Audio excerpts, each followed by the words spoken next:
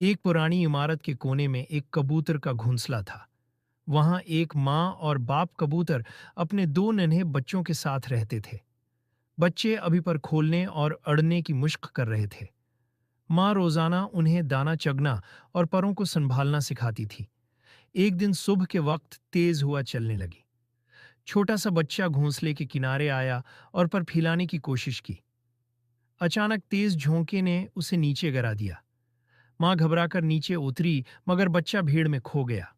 माँ कबूतर का दिल जोर जोर से धड़क रहा था और आंखों में आंसू भर आए।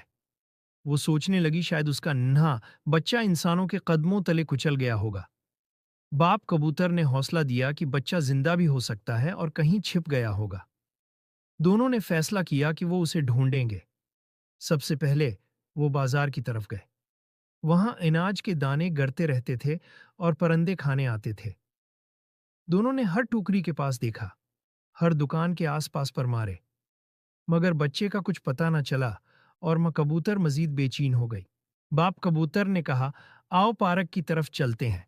पार्क में दरख्त और घास थी, जहां नन्हे परिंदे अक्सर पनाह लेते थे। दोनों ने हर झाड़ी और हर शाख के नीचे झांका। कभी आवाज लगती, मगर करीब जाकर पता चलता वो किसी और चिड़िया की थी। शाम ढलने लगी तो माँ कबूतर का दिल डूबने लगा। उसने सोचा शायद उसका बच्चा अब कभी वापस ना आए।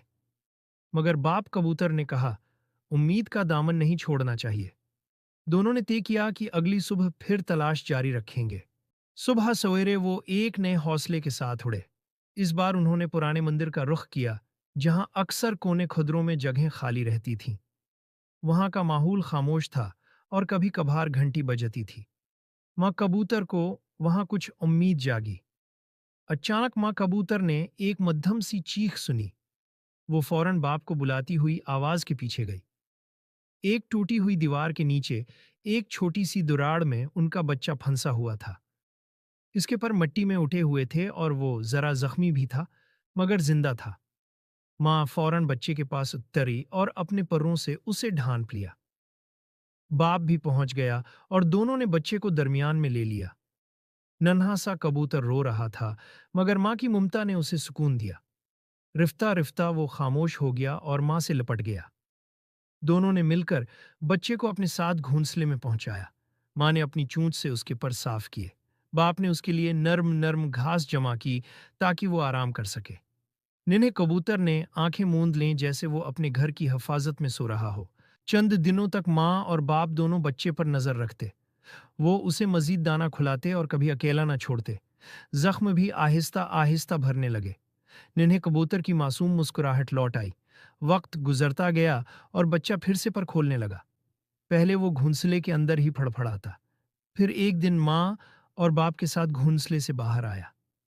वो डरता भी था, मगर साथ साथ खुश भी कि वो आजाद आसमान देख रहा था। बाप ने उसे छोटे छोटे चुक्र काटना सिखाया। माँ ने दाना चुगने का तरीका याद दिलाया। आहिस्ता आहिस्ता निन्हे कबूतर ने उड़ना सीख लिया। अब वो दोबारा कभी कमजोर न हुआ। माँ अक्सर सोचती कि अगर हिम्मत न की होती तो बच्चा खो जाता। बाप भी मुतमईन था कि दोनों की मेहनत रंग लाई। बच्चा भी अब जान गया था कि माँ बाप की मोहब्बत सबसे बड़ी पनाह है। ये घोंसला अब पहले से ज्यादा आबाद लगने लगा। यूं गुमशुदा बच्चा दोबारा अपने